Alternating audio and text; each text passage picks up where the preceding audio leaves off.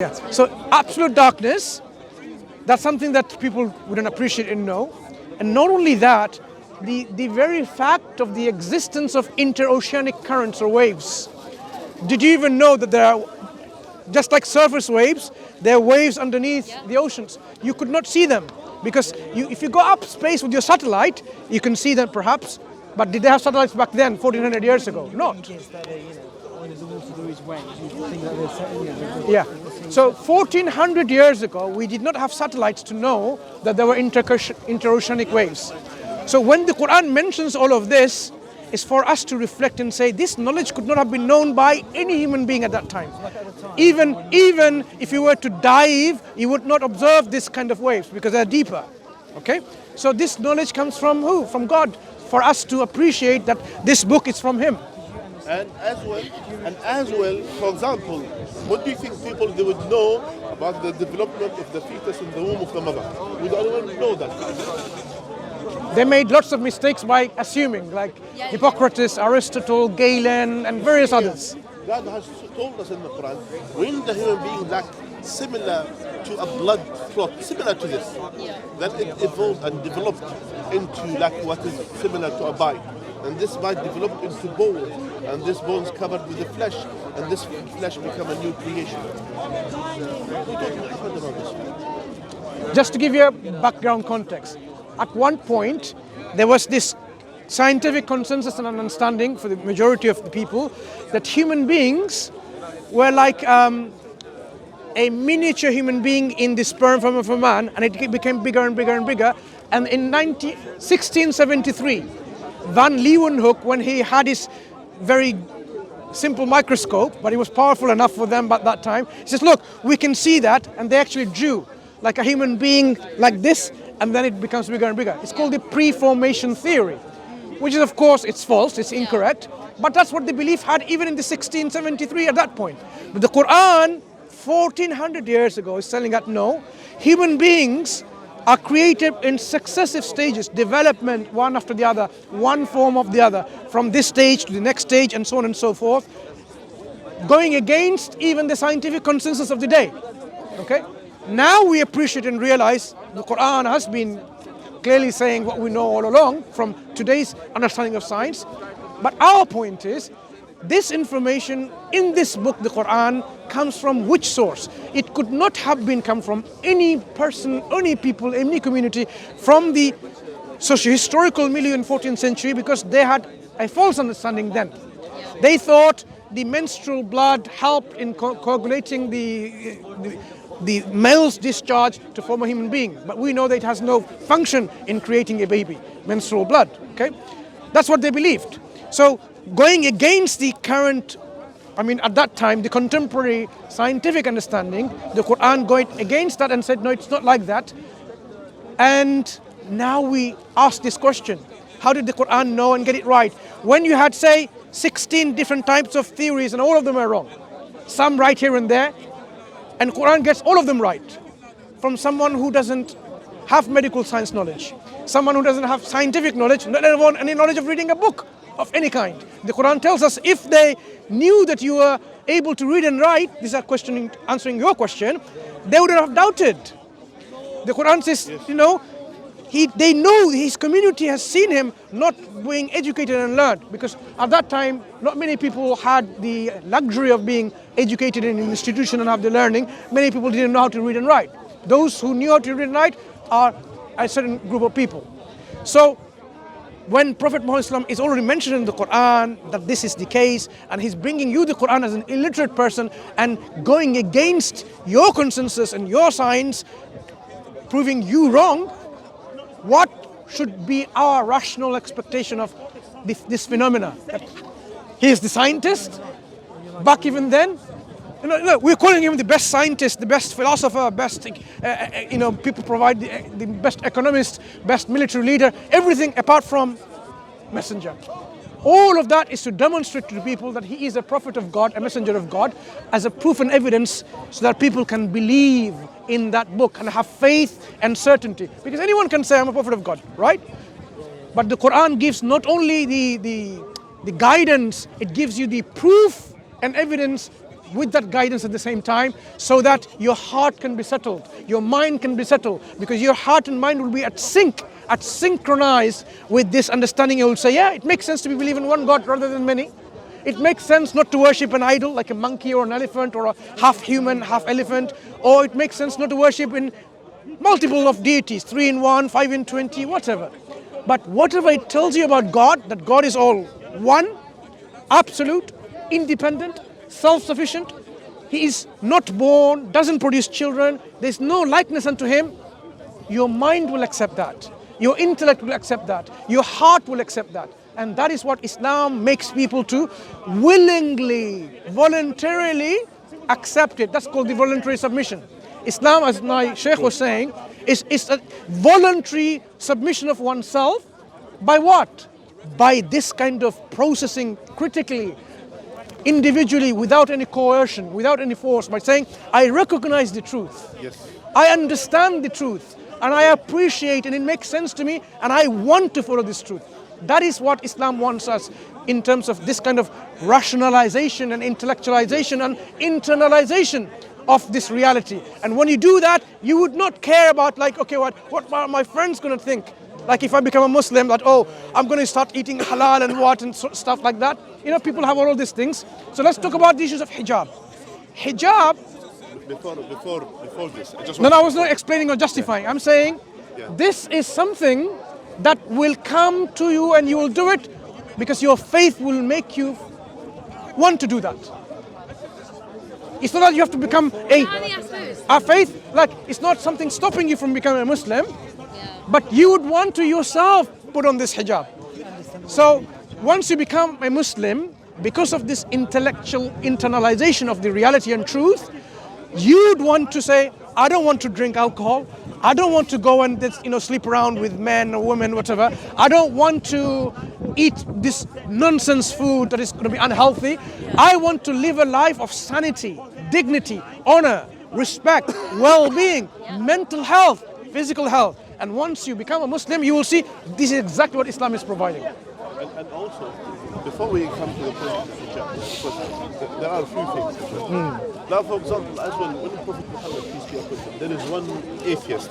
He said he was atheist. He said, I became a Muslim after I heard about one single hadith about the Prophet, peace be upon him. What he said, Muhammad, if either he is someone who is a true prophet of God, or he is someone is advantageous, someone who's taking advantage of the situation. One of these. And he said, and I was looking for anything that to see that he is advantageous. He wants to take advantage of anything. So he become Muslim for the class. Yeah. He said, then he said, when I looked into his life, you'll find he lived poor and he died poor. So it's not about the money. Yeah. Now here as well, in terms of authority, you'll see him sitting with his companion like one of them. That when you come in, you don't distinguish between him and others. He's like them. He's one of them. Yeah.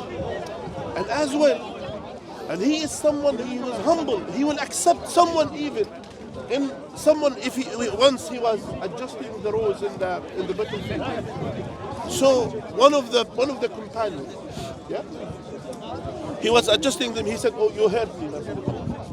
Then he said to him, "You take back your revenge. If you want to do the same thing again." He said, "No, you are wearing something, you were wearing clothes, and I wasn't wearing something as a top." Yeah. And then the Prophet peace be upon him, he took off the top, and he said, "You do what I did to you." So someone who is that level, and yet he will humble himself to someone who is one of his subjects should be, and yet he has no any arrogance or pride not to equal himself to someone like to another human being. And he said one of the things. This is his statement. Then he said, then while I was studying, and I said, there must be a scientific mistake somewhere. Until he said, when an eclipse happened during the time of Muhammad. And it happened when he lost his son. He had a son, Ibrahim, his son, and his son died. Then the eclipse happened, a moon eclipse. And then people they were wondering, they said, this eclipse happens because either sun eclipse or moon eclipse. So they said, this eclipse happens because our Prophet, peace be upon him, he lost his son. That's why God show the sadness from the sky and everything that these things happen. So he said he could take the advantage of this moment to claim, yes, God is with me, and because of I lost my son, that the eclipse happened. That's it. And they would believe him. They would believe him. They would follow that. What he said, he came to them, he said to them, clarified for the humanity, not for him only, not for his companion, for the humanity until the day of judgment. What he said to them, he said, the sun and the moon, they are from the signs of God. They will never have eclipse for the living or the death of anyone, including me or my son. So that shows, at that time, he said that I knew he is not someone taking advantage of the moment. He is someone who is truly sent by God. So you could see someone who's with this characteristic. Will he clarify a scientific fact at that time that those are signs from God? They will never have eclipse or something except that's what this are with God will. It's not about the death of the living of someone, as some people claim. Yeah? Even here in the UK, you'll find when it rains, someone died, they say, or even the sky is crying for him. Doesn't cry for anyone. It's always raining in London. So my point is, people, they will try to believe in something that they want, but yet the Prophet, peace be upon him, at that point, he rectified that misconception in their mind. And he was saying, and call me Abdullah wa Rasul, the slave of Allah and His Messenger. That's all. That's who I am. I am no one more than this. That's how he used to be loved, to be called. That's how he lived humble, and he died humble. Peace be upon him. You see here, so Georgia now. So that's what Brother Mansur was saying to you earlier, which is important. Let's just clarify what we just discussed here, just one point, so if I may.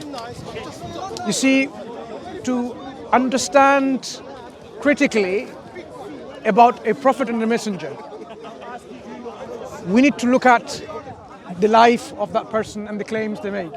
Because anyone can make a claim and say, I'm a prophet of God, right? I'm a messenger of God, so follow me, and so on. There are many false imposters that came over the history that we know of. Even in Christendom, so many false prophets, for example, they will tell you. So we know even history, people claim to be prophets when they're not, because there are some internal motives of this. So even if we were to say, look, I'm going to critically analyze the life of the prophet, just to see whether indeed he was a prophet of God or not just simply taken by faith or because he says so. So when you look at his life, at one point, when he said, look, I'm not going to stop worshipping the idols. Don't worship one God.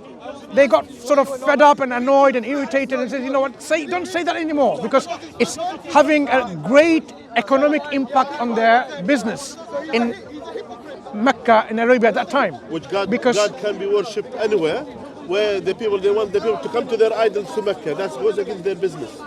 Come with money, do the train. It's a booming business in Mecca at that time, because there's so many idols worshipping going on. People will come from Syria, from Yemen, and from all these different places. Him, by saying none of them are worship, you should not worship any one of those things, but worship God only, it ruins the trade and the business and impacts their living and whatever, right? They didn't like it. So they wanted him to stop. He said, look, stop. You know what? What do you want? If you want to be the king, we will make you the king. If you want to be the richest person among us, we'll give you, just ask for whatever wealth you want. More than all of us. More than all of us. If you want women, is this what we're after? Just name them, you'll have the woman. Now, if someone was an imposter, think about it. If someone was an imposter, you say, my golden opportunity, there you go. Make me a king, make me the wealthiest, and give me all the women I need, right? You know what he said? Didn't want any of that.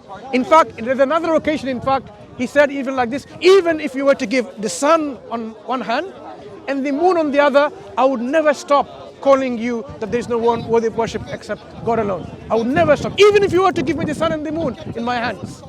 Because that resilience that he had in preaching the truth to the people. So he had the opportunity. If he was an imposter and a fake, now you know that's what the fake and imposters will grab the opportunity. He said, no, I'm not going to take any of that. Instead, he kept on and he was tortured. His the initial people who became Muslims, they were tortured and they were boycotted, they were killed. So much suffering, but they endured with all that. When he became eventually the leader, because when he went from Mecca to Medina, they all became Muslim, the whole community there. They welcomed him, they established the first Islamic community there, and they became eventually quite powerful, right? What happened was, even after that, when he came back to Mecca, so now he was like the leader of the whole community. So much political might and authority and power. What did he do to his enemies? All these enemies that made him suffer.